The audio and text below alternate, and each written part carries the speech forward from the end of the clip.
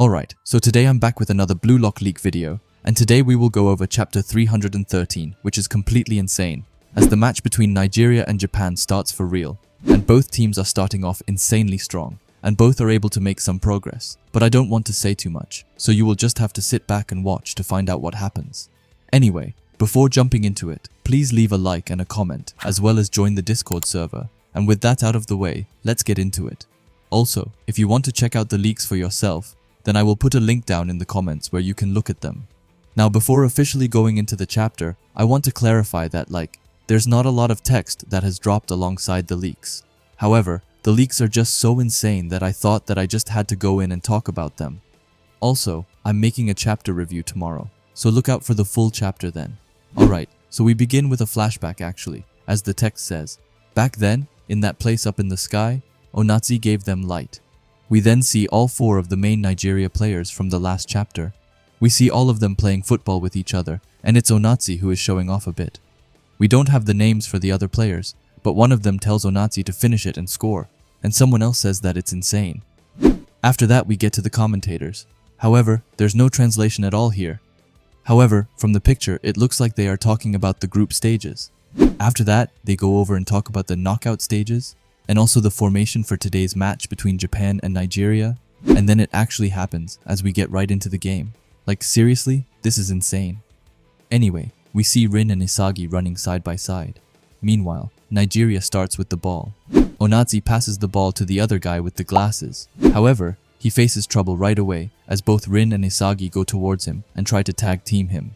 However, the glasses guy makes a feint to the right before he then drags back the ball and is able to leave Isagi totally in the dust. Meanwhile, Rin is trying to get back to him. The glasses guy then says something, most likely something to his teammate, as he then gets away across, and this cross goes in between both Rio and Rin before it looks like it's heading to Bachira. However, Bachira gets some trouble, as the guy with dreads, who we now know is called Bello, but he absolutely cooks Bachira, and it really hurts to say, but that's the truth as he lightly traps the ball before he makes a spin right around him. Bello then says quick attack as he sends away the ball. However, it looks like the ball is heading to Ryu, who says that the path they chose is rough, but then out of nowhere, Onazi comes and says that it's totally fine because he is here. And firstly, let's just take into account how cold that sounds. He said that it was fine because he was there like he's straight up aura farming. But then, I don't even know how he managed to get the ball from Ryu. It wasn't like Ryu even contested it at all. But maybe Ryu didn't want to go too deep into the defense, as he later called upon the captain, who, obviously we know is Aiku.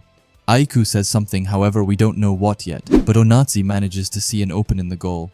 Meanwhile, he's having both Aiku and Ryu trying to defend him, which I'm gonna be honest, but you gotta give credit where it's due. But luckily for Blue Lock, it doesn't go his way, as when he shoots away the ball, it doesn't hit the net, but instead Nico right in his face.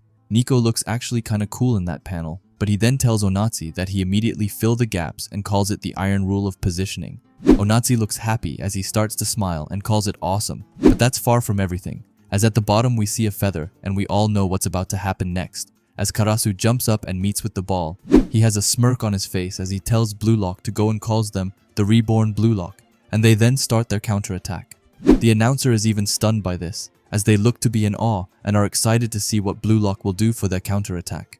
The ball from Karasu goes to his trusty partner Hiyori, who traps it flawlessly, and he then sends a really disgusting cross, which curves between 2 people and goes to Rin. Rin has 1 defender on him. However, he can easily deal with him as he manages to ball roll around him, and the announcer screams that Itoshi Rin has broken free. Hey, it's Natsu mid-editing here, and I just wanted to pause the video to ask you to subscribe if you haven't already, and while you are already down there, why not leave a like as well? After that, we see the last of the 4 main players of the Nigerian players.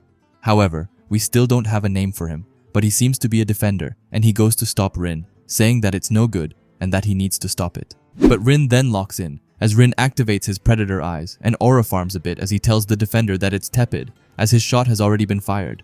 The defender just looks back in shock and says that the curve is insane on Rin's shot. Now I wish that I could say that Blue Lock got the leading goal. However, Onazi then comes in the ball's way and is able to stop it from going in. It basically looks like what Loki did against Kaiser if you want a reference. Onazi then gets a huge grin on himself as he says that it's okay because he is here, and now it's the same thing again. Bro can't stop hitting those cold lines.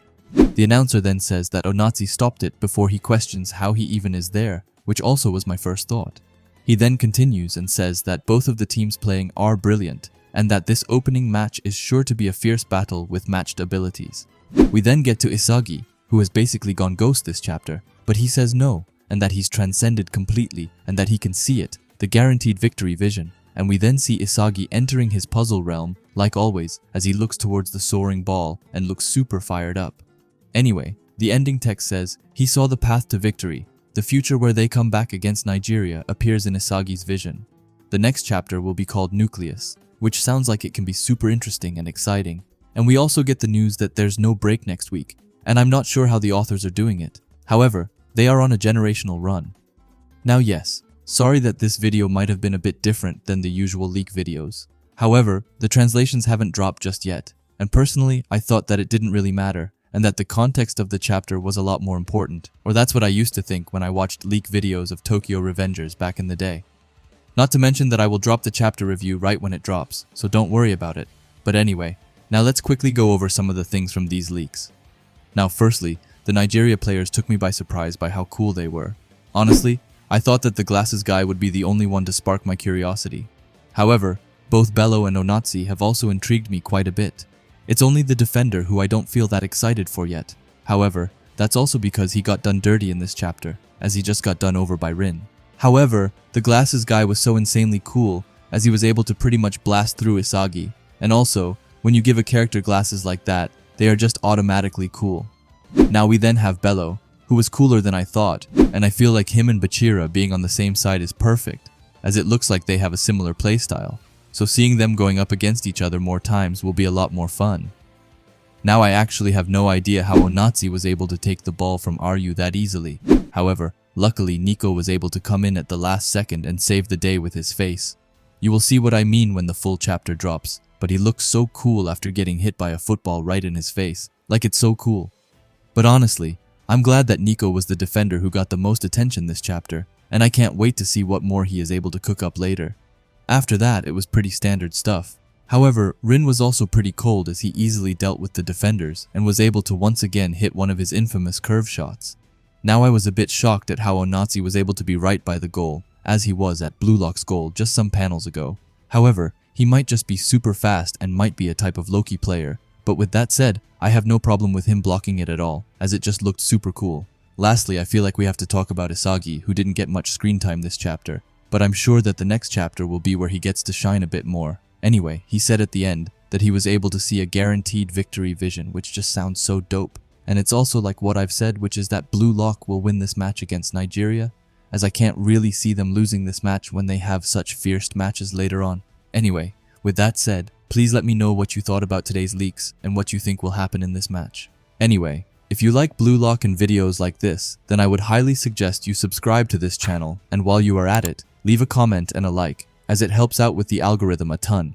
And if you're curious to see another video of mine, then please watch the video that will be popping up on the screen now. Anyway, thanks for watching and have a great day. Bye.